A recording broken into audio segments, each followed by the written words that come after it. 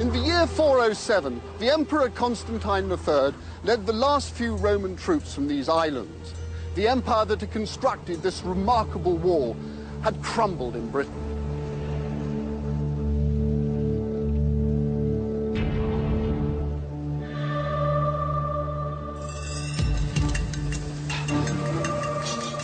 Now, history books tell us that when the Romans pulled out, they took with them all vestiges of civilization and effectively turned out the lights.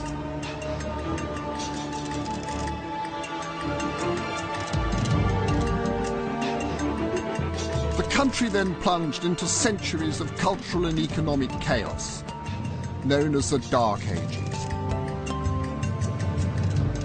Now, all of this would be fine were it not complete rubbish.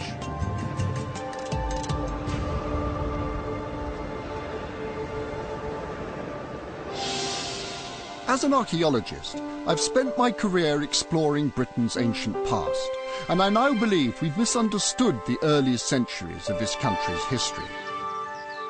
Instead of a nation crushed and then created by invaders, I've found a strong society with a unique and lasting culture.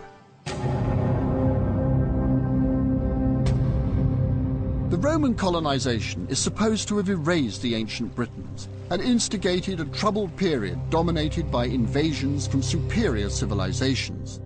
A period whose only hero was a mythical one, the legendary King Arthur, valiantly fighting the invading hordes.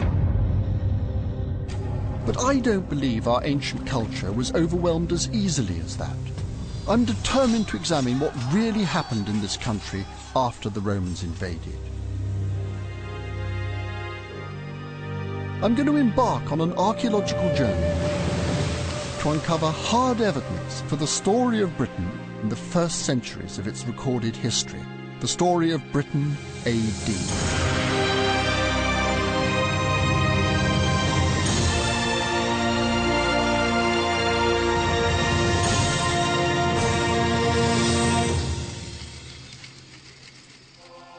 Using the latest archaeological research, I'm going to tell the real story of Britain from the perspective of the men and women who lived on this island during this period. And I'm going to start with the first chapter of Britain AD, the Roman occupation of Britain. This peaceful corner of Somerset is the site of one of Britain's earliest and bloodiest battles, and is evidence for the crushing of our ancestors in the early years of Britain AD. For hundreds of years before the Roman conquest, this dramatic hill fort was a religious centre for the ancient Britons. When the Roman conquerors arrived, the people up here were ready for them. The banks on the side of the hill are the remains of ramparts that would have stood 5 meters high.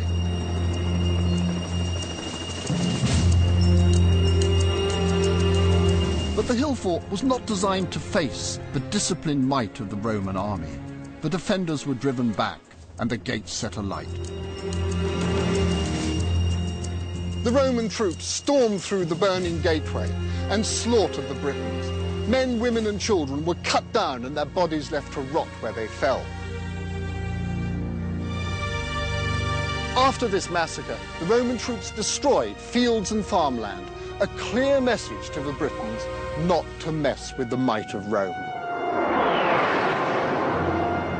The events at Cadbury Castle tell a familiar story of the native Britons as tragic victims. It's a story that fits well into the conventional narrative of Britain AD. I'm going to show that this version of our past is wrong. The first few centuries of Britain AD saw the forging of our national identity. Archaeology is beginning to show that far from a dark age, this was a time of huge creativity and development. Until now, the legacy of Roman Britain has blocked our understanding of this period. In order to appreciate the significance of these times, we must go back to the archaeology. The archaeologists who excavated here at Cadbury Castle didn't only find evidence of a Roman massacre. They also came across building foundations that dated to soon after the Roman occupation. This confirmed what I'd thought, that ancient British culture was strong. But there's a final twist. The archaeologists had been looking for Arthur's Camelot. The locals actually believed that this was Camelot. They'd been ploughing this field. They were coming up with all sorts of materials, most of it Iron Age with a bit of Roman stuff coming up, but they thought it was the site of a battle, really. Yeah.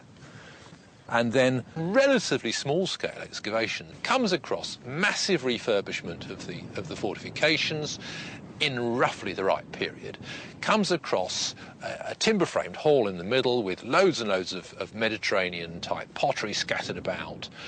The fact that there is already a connection with Arthur's name means that the whole thing is ready to roll. Could Arthur be a clue to what happened in Britain AD? The problem is that Arthurian archaeology is more than a little short of evidence.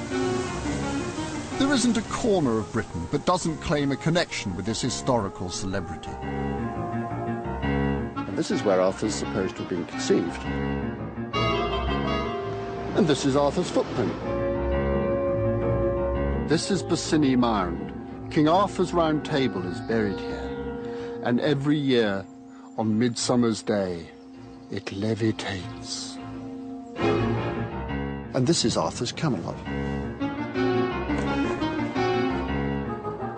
This is Slaughter Bridge, where Arthur finally kicked the bucket before being carted off to Avalon.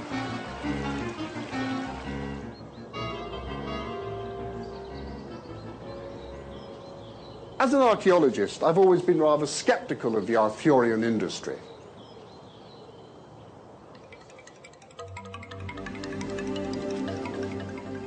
Arthur is the ultimate commodity, a ready-made hero who's been hijacked by history. And in this dramatic visitor attraction high in the Shropshire countryside, there's a complete Arthurian package. There's a deep lake with a legend of a sword Excalibur, and I'm standing in Arthur's grotto, where someone claims they found the Holy Grail. There was even a stone with a sword in it until somebody nicked the sword. Arthur encapsulates so many good qualities that we really want to identify with.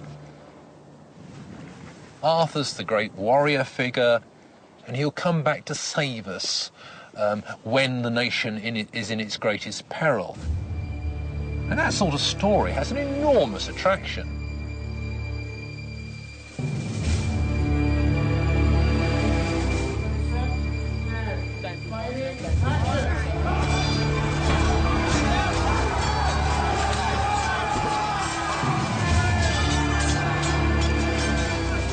This gripping tale of Dark Age Britain has fired the imagination of writers and artists for centuries, and it would be easy to dismiss it as a fairy tale with no grounding in historical reality.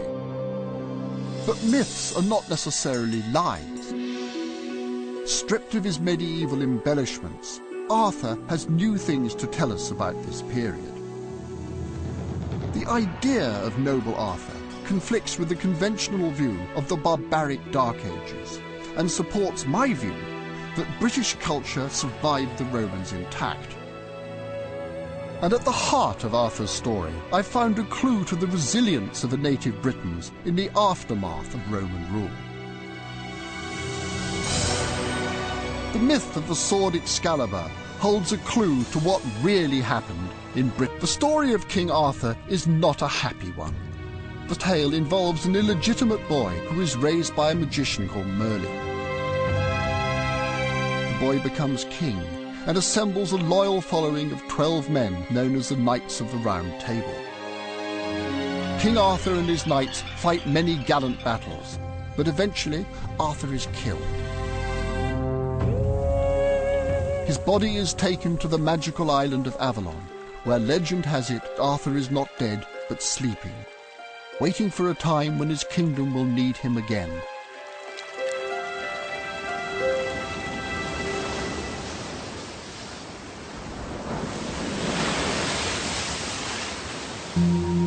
Throughout the many different versions of this story, there is a potent image that comes back again and again. Swords play a central role in the Arthurian legends. He learns that he is to be king of Britain when he miraculously withdraws a sword from a stone. At the end of his life, his magical sword Excalibur is returned to a goddess in a lake. As a prehistorian, these stories sent a shiver of recognition down my spine. The image of Arthur pulling his sword out of the stone was an eerie reminder of the ancient practice of casting bronze. I have witnessed this process. The orange glowing sword is actually pulled from a stone mould.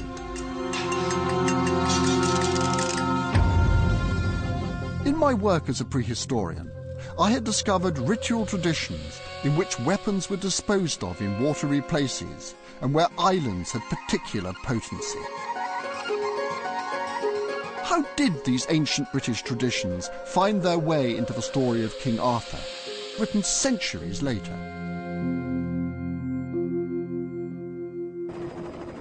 The answer lies just north of the Fens in a region known as the Witham Valley.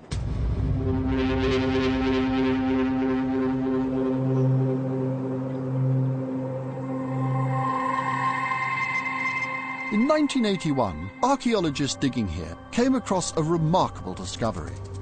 Just under the surface of the fen, a series of upright posts and horizontal timbers were uncovered. They form part of a raised causeway constructed over 2,000 years ago. At either side of this causeway, archaeologists found dozens of pieces of ancient weaponry, including a large number of swords and spears. And this was not the first time that such objects had been found here.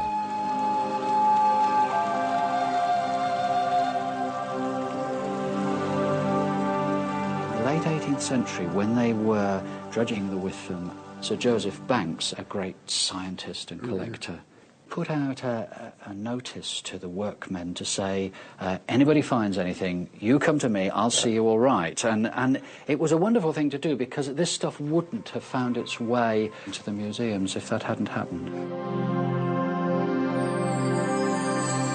Over the years, literally hundreds of swords, daggers and other precious items have been dredged from the fens here. They range in date from the prehistoric period right through to the 14th century. Now, this wasn't some localized Fenland cult, but part of a much larger belief system. They're still being found today. We've been out here every weekend, more or less, since August, and look at how many people have turned up. They've walked a lot of their parish already. They've found some fantastic sites over there, of course, just through field walking. If they hadn't done it, we'd never know about them.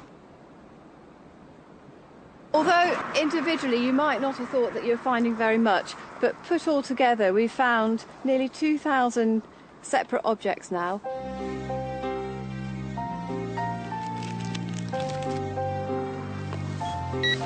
And that's an Iron Age axe, part of the shaft still there. Again, you so rarely see that. 1858. That's a Viking axe and a made for splitting heads. This extraordinary, complete Iron Age spear shaft. It's the longest in Europe. Medieval iron swords. A masterpiece. The Witham shield's not really useful as a shield. As with much of this, it's a ritual piece. Although we find weapons, we're finding tools as well. The great and the good and the everyday people, I think, coming together in this activity. It wasn't until recently that archaeologists began to notice a pattern in the location of these objects. Throughout the valley there are these slightly higher sandbanks and ridges. These were the remains of ancient causeways, which once formed part of this extraordinary landscape.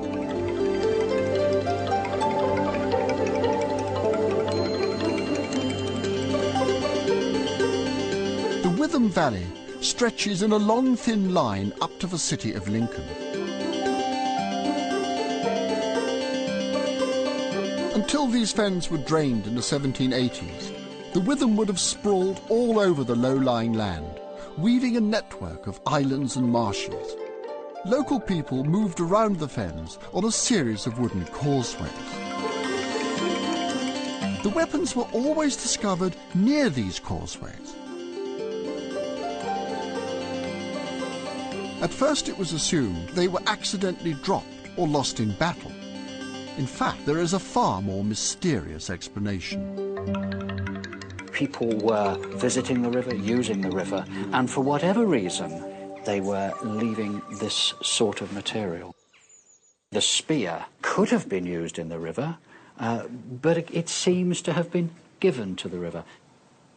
And I like the idea of them being given and returned to the waters, perhaps. And these medieval iron swords, well, the sword theme does actually go all the way through millennia. For hundreds of years, weapons have been deliberately thrown from these causeways into the water. I believe that the story of King Arthur receiving his sword Excalibur from the Lady of the Lake is a direct reference to this ancient British tradition. But the Arthurian legends were written much later, long after these ancient religious ideas were supposedly wiped out by the Romans and Christianity. How on earth did they survive? The Witham had one more secret to reveal.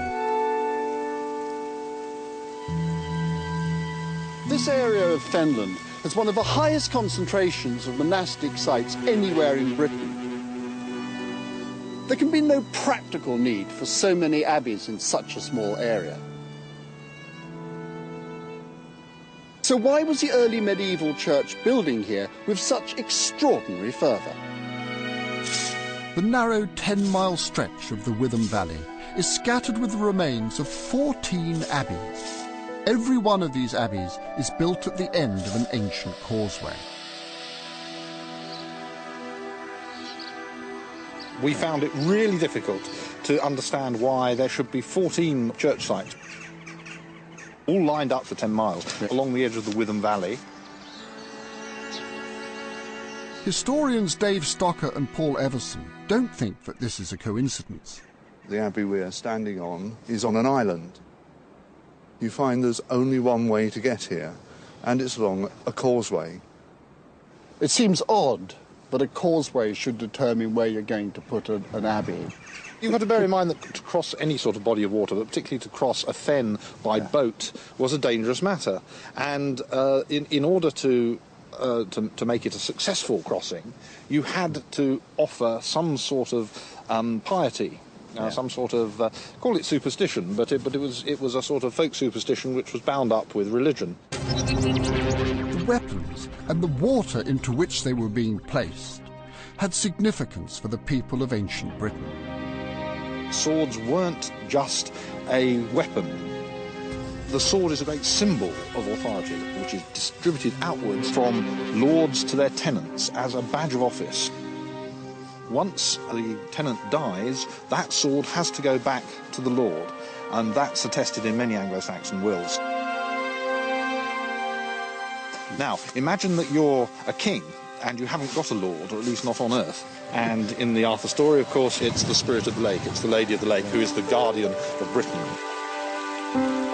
The story of the Lady in the Lake echoes the ancient tradition of depositing weapons in water. The medieval authors who wrote these tales knew about such traditions because Christianity had not killed them off, but had kept them alive. When were the last swords going in? The latest one is 14th century. And interestingly enough, that's precisely the same moment at which swords and indeed whole body armour tend to start being hung up in churches over burials of lords. I mean, it sounds to me, looking at it as a prehistorian, that actually what some of these chaps in the abbeys are doing sounds awfully sort of pagan to me. Pope Gregory has said, I don't want you knocking down these pagan temples, I want you converting the pagan idols. Water is the one connecting thread. The Bronze Age barrows were by the water. Yeah. The causeways crossed the water. The swords are put into the water. So the one connecting thread of all this is water. And do you suppose that might be a reason why that fantastic cathedral over there is placed right by the River Witham? I have very little doubt that that's the case. The first name for Lincoln is Indo-Colne, city by the pool. Nicor is what the Normans tended to call the place. And the word Nicor means water spirit. The story of the Witham is one of continuity. It suggests that deep-rooted ideas that began in prehistory continued well into the medieval period. This clashes with what I learnt at school, where the first 1,000 years of British history were a series of massive invasions. Indeed, the first of these, the Roman invasion, may not have been a tale about a boy and a magical sword. I found evidence that ancient British traditions survived the Roman invasion. A new series of archaeological discoveries are beginning to rewrite the story of the Roman invasion of Britain. This elegant mosaic decorated the floor of one of the most luxurious buildings in Roman Britain. But this was not the overseas residence of some extravagant Roman governor, but the home of a wealthy, Romanized Brit. Fishbourne Palace is the largest building ever excavated in Roman Britain. Martin Hennig helped excavate the gardens. It was absolutely amazing. Digging along, your trowel couldn't help sinking in, and you were actually uncovering the bedding trenches, probably for box. You can see similar gardens on a much smaller scale if you go to Pompeii. On a smaller scale? Yes.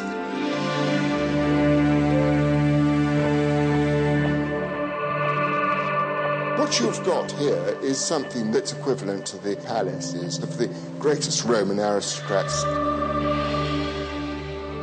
Fishbourne covers a larger area than Buckingham Palace. 160 stone columns support the roof, which is constructed from 100 tons of imported Italian tiles. Corridors surround over 100 rooms, some of which are decorated with elaborate mosaics. When Fishbourne was discovered, it was assumed that this was the palace of a Roman governor, a symbol of the imperial regime that had been forced on Britain. But during excavations, archaeologists came across a gold signet ring with an unusual inscription, the seal of Tiberius Claudius Catuarus. The ring belonged to a wealthy Briton. But what was it doing at Fishbourne? To understand why a Briton might be living in a Roman palace, we must look again at the events leading up to the invasion of AD 43. Maybe because we haven't been invaded since 1066, we British have a simplistic attitude towards invasions. We see them as being inevitably oppressive. So we imagine that when the Romans arrived, they wiped out British culture and customs. But in actual fact, it wasn't a straightforward process of colonization.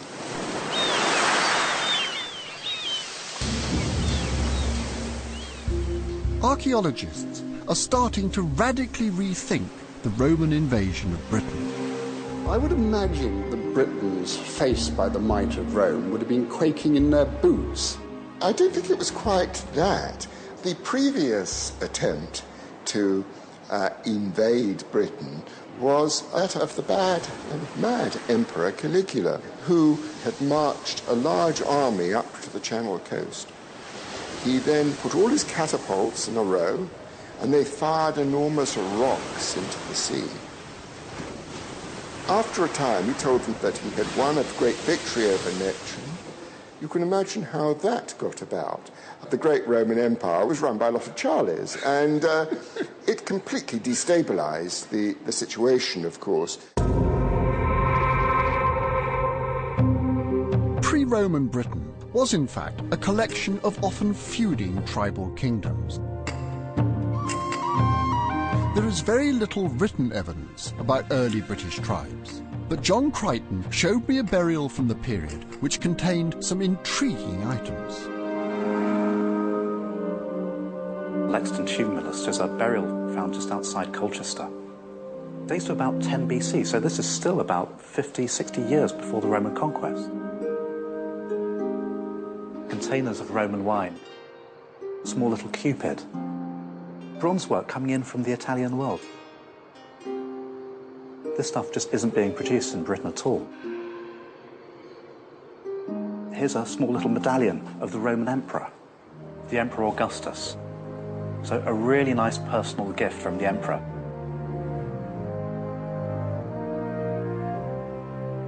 But why would an Iron Age king in Britain want to have a Roman emperor's head in his grave? They're associating themselves with Rome. It's like all the satellite states around the Soviet Union or the influence America had in Central America. Big, powerful empires have very, very close relations with all the states around them. Certain tribal leaders in Britain had been friendly with Rome for decades before the invasion. Their coins reflect the glory of the empire. Coinage is never politically neutral. It's always saying something, it's always meaning something. It has its own native style to start with. But then, around about the time of this kind of burial, we start finding classical imagery appearing on the coins. So they would have been familiar with classical literature? Certainly the upper tier, yes. And that can't be a coincidence. The kings in Britain are very tightly bound in with the power politics in Rome. We see them adopting the same imagery, again showing their affiliation to the New World Order. There was one British king known as Verica, who was on particularly good terms with Rome. His tribe was the Atrebates. In the most complete version of the Roman invasion, the historian Cassius Dio describes Verica inviting the Roman troops in. A certain Verica had persuaded the Emperor Claudius to send a force to Britain, led by the distinguished Senator Plautius. This wasn't a subservient relationship. Verica would help the Romans if he was able to do so, and that they would help him if need be. In AD 43, the need did arise when Verica's kingdom was invaded. The Atrebates had been effectively under military occupation by tribes from the north. That rather implies that, to people down here at least, the Romans weren't that unwelcome. The Romans arrived as liberators. This is a revolutionary idea, but can it be supported by archaeology? Cassius Dio on the invasion. On the way across, they were first discouraged, but they recovered when they saw a flash of light cross the sky from east to west, the direction they were travelling.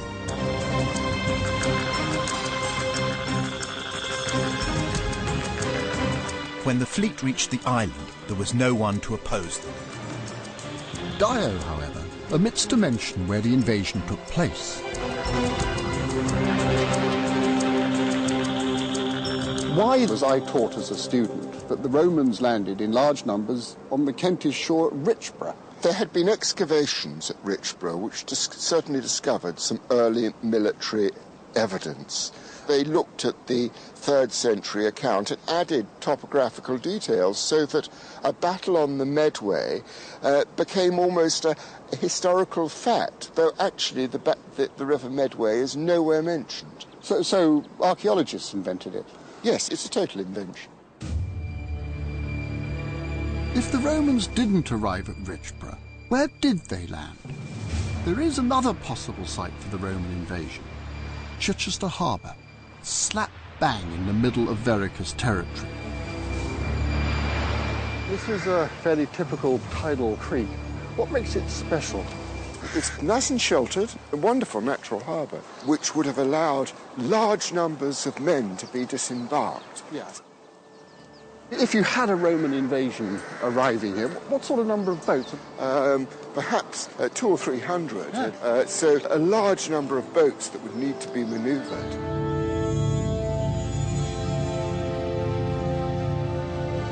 Chichester Harbour is in fact right next to Fishbourne Palace.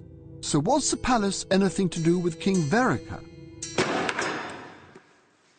The palace was built 30 years after the invasion. However, recent finds of ceramics have revealed that there was a base at Fishbourne before the invasion. John Manley was involved in the excavations. The fact that we found these kind of ceramics and food remains suggests it was a heavily Romanized place before AD 43. To my mind, it makes it much more likely that a large part of the invasion force landed here in territory that they were familiar with, maybe in territory where they already had client kings. It was Verica who pleaded with the Romans to come to Britain. And Verica lived somewhere around here, Chichester Fishbourne area, and that was used as a pretext for the invasion of Britain. Now, we don't hear of Verica again after AD 41, so it is conceivable his relative, maybe even his son, was brought in by the incoming Romans and settled here as a client king. Although we can't be certain, Verica's son was probably called Togidubnus. Excavations at Fishbourne found the marble bust of a child. Was this the owner of the palace? The marble head has to have been carved in Rome. There was no marble carving in Britain. It's very likely that of Togidubnus at the time he was made a Roman citizen. Do you think Togidubnus himself would have lived here at Fishbourne? I think almost undoubtedly he did. It's an enormous palace. This must have been something of a power centre for King Togidubnus, who was increasingly given territories and authority to rule much of the rest of the province. This contradicts the conventional account of the Roman conquest. King Verica opened his doors to the Roman troops who sailed peacefully up Chichester harbour. In honour of this new alliance, the most splendid palace was built not as a symbol of Roman suppression, but as a celebration of British tribal power. The Romans claimed that they came, saw and conquered, but in actual fact they were invited into this country. Once here, they didn't crush our native culture, but guided the development of an increasingly diverse society. In the years after the invasion, the Romans built a series of towns across Britain. Perhaps most opulent of these was Bath.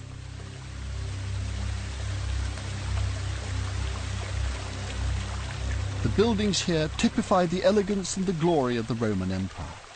The town was built on the site of an ancient spring, which had been a religious site for thousands of years. It's a great natural phenomenon. 250,000 gallons of water a day just pours out of the ground. It's hot, it's 40-odd degrees centigrade. Barry Cunliffe excavated the baths in the 1970s. Within 30 years of the invasion, they were putting up this great monument. And the first job was to contain the spring. It was a pretty impressive piece of engineering because of that water coming out all the time. You could take one view. Here are the Romans who've come to this place and they've imposed this great Roman building, slapped it down on the landscape. And this could be seen as a sort of imperialism. But I don't think it's like that at all. What we're seeing here is the Romans being very, very sensitive to the sanctity of the place. They recognize it as a sacred place. They appreciate it as a sacred place. Although the buildings are Roman and the sculptures look Roman, the iconography, I think, is hinting at something that goes right back into the Iron Age. When we excavated in the temple precinct, we were able to work out there was a real order about it. Facing east, with the great Gorgon's head, was the temple front itself.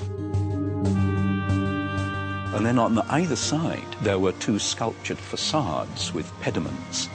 On the north side, the pediment had the goddess Luna in it, who was shown riding her chariot across the night sky.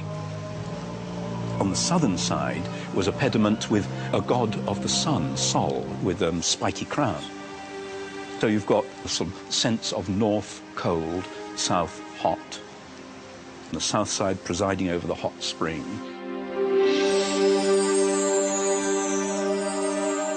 And the balance between the goddess and the god, the male-female. This encapsulates a much earlier belief. So the Romans are, if you like, taking over the sacred geography of the place and are monumentalizing that.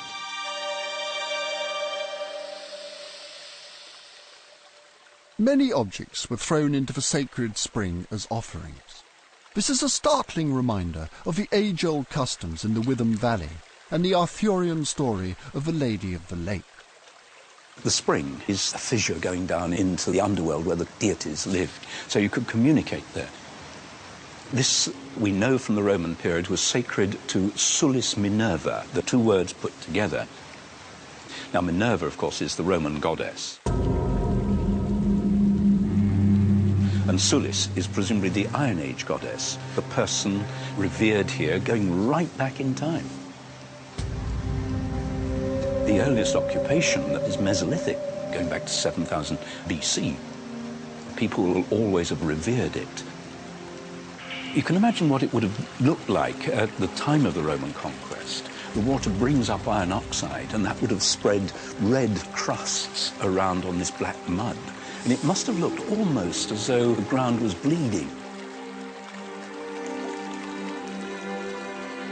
The construction of these baths is a magnificent feat of engineering for which the Romans are quite rightly admired. Although they gave us magnificent buildings and luxurious baths, I do not believe that the Romans fundamentally changed this country's soul.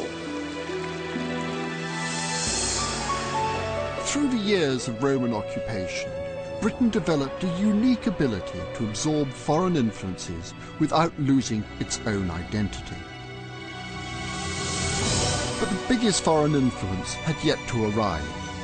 It originated not in Rome, but in the Holy Lands of Jerusalem, and it would contribute to the fall of the empire in Britain. Having forced themselves on Britain, the Romans abandoned this insignificant island to deal with more pressing problems at home. However, I don't believe this was the case. This vast lead tank has been restored to its original state. But when I first saw it, I was crammed at the bottom of a Roman well, and the tank lay there like a crumpled milk carton. I remember thinking, why on earth didn't they melt it down and reuse this valuable lead? Why dispose of it in this deliberate fashion? What was so special about this tank?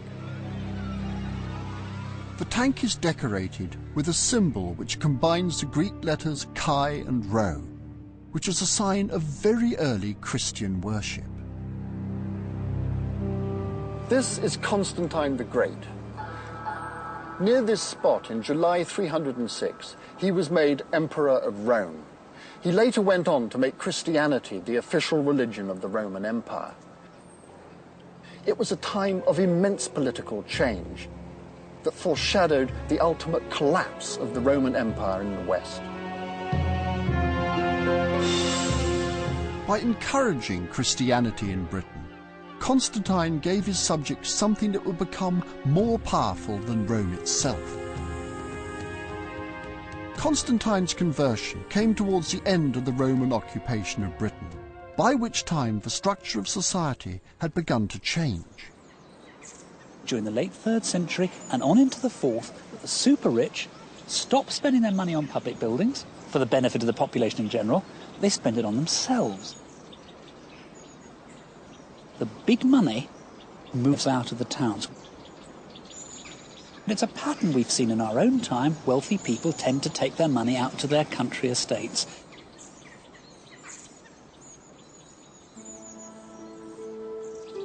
The great villas were just scattered throughout southern Britain.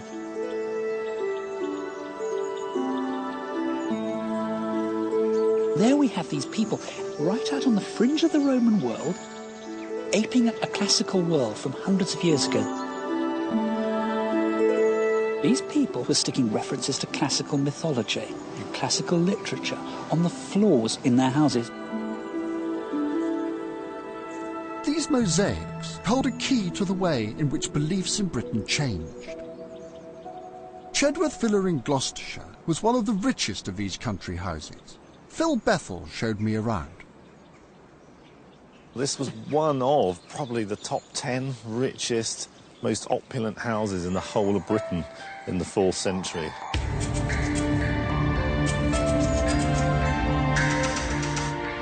All along the length of this corridor, there would have been a continuous mosaic floor, nearly 80 metres long. So they had everything that money at that time could buy. Mosaics in every room, underfloor heating systems, 2 bathhouses, their very own in-house water shrine. This whole thing was designed to show you I'm rich and I'm powerful. So this was actually a little temple, and here was actually part of their daily religion where they'd worship in time-honoured fashion, going back to the Celtic origins of the Romano-British religion, but they'd worship the spirit of the spring. They seem to have almost recreated a bit of their earlier cultural history.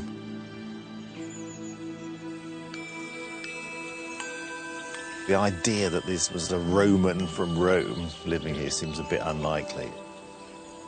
The Roman Empire, it was a bit like a sort of a franchise. You know, they opened a branch of Rome out here in Britain, and the people who actually did the day-to-day governing and running of the country were by and large natives. It would, in this case, would have been native Britons, but from the families that were probably already important before the Romans came. It seems in Gloucestershire there wasn't a big conquest here. The local tribe, the Dobuni, seemed to play along with the Romans when they invaded.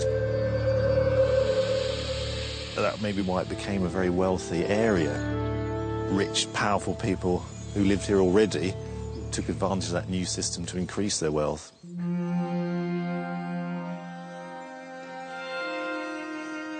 Some of the mosaics that covered the floor of Chedworth Villa have been destroyed. But many British mosaics have been preserved in architectural drawings. From a society who didn't leave many written records, these mosaics are a unique insight into the complex minds of the Romano Brits and the beliefs that changed their world.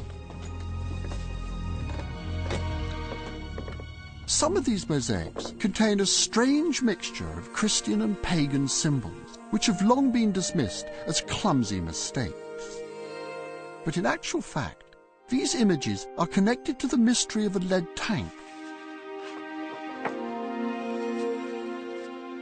I think that we ought to look at mosaic pavements in much the same way one would look at stained glass windows in churches. When you go to Chartres and look at the glorious stained glass windows in a Gothic church, each image up there says something. We have to see this as being a literate society, a learned society, elite members of society with quite a lot of time on their hands, who were interested in reading the classics and the literature, and they are trying to make sense of the world they live in. At Lullingston Roman Villa, the discovery of a converted chapel was evidence that Christianity had been practiced here. Within the mosaics, Dominic Perring has found a sign that the people here were dealing in a very unusual Christian cult called Gnosticism. 4th century is a period of vigorous intellectual ferment. And whereas today we have a strong idea about science as leading us forward, then it was very clearly philosophy. People were trying to escape the mortal condition, this prison of our world. To escape, it was about knowing the secrets. It was about knowing how to move into a higher plane of existence. And knowledge was very much part of that. Knowledge of the images, knowledge of mythology, knowledge of philosophy, knowledge of Christ, but also secret knowledges. Hidden in the mosaics, Dominic has found Gnostic images which blend classical myths with the Christian ideas about immortality. This strange fusion of beliefs was at the heart of the Gnostic cult. It may have become a symbol of Romano-British culture. Bellerophon is slaying a monster. He's riding winged Pegasus. The message here is both good slaying evil, but also the attempt to reach life immortal. It certainly was a set of beliefs which lent itself to urban, aristocratic, elite society and villa society. These were people who were able to engage in these arcane discussions, these philosophical debates. Such independent thinking could not be tolerated by the empire, and in 380 the emperor denounced Gnosticism as heresy. The emperor establishes edicts against heresies, and you're allowed to exile people, confiscate their lands and whatever. How does one stop heretics being heretics? Well, stop them baptizing. If a bishop can't baptize a flock, you don't increase the size of the flock. So destruction of baptismal fonts is one way of doing it. We've got archaeological evidence of damaged lead tanks, some of which quite clearly were used for baptism, which are being cut into pieces and thrown down wells. The crumpled baptism tank that I had seen was just one of many Christian items which had been deliberately destroyed or buried in this area.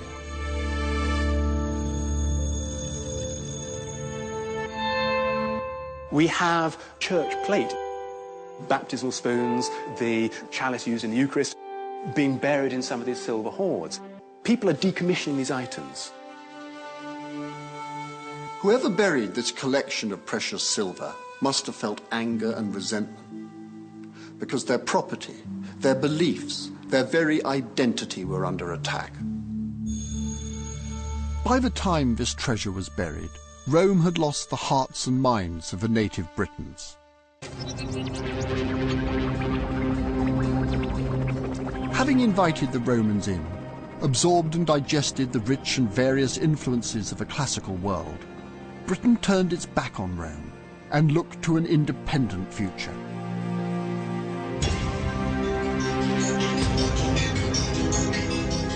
The end of Roman administration was a new beginning for the people of Britain. 3.5 centuries after the Romans destroyed it, the magnificent hill fort of South Cadbury was reoccupied. It has long been imagined that the figure who led this resurgence was King Arthur. Arthur is a kind of product of different generations and how they see themselves. Arthur was created largely by medieval romantic historians who wanted to create a kind of pseudo-chronology of events after the Roman invasion. And the trouble is, it's loosely threaded together with pieces of genuine evidence. And it depends on how literally you choose to take bits of that. I rather suspect that Arthur is a kind of metaphor, a symbol for the sort of petty tribal chieftain who would have taken over power in a region after the Roman power collapsed in Britain. A man who could hold his people together. This valiant king embodies a brave new world in which the descendants of Roman Britain began to build an independent future. And yet for centuries we have shrouded this exciting time under a veil of mystery and labelled it the Dark Ages. Next week we will discover that Arthur's Britain was in fact a time of creativity and progress, in which nothing less than the future identity of this country was forged.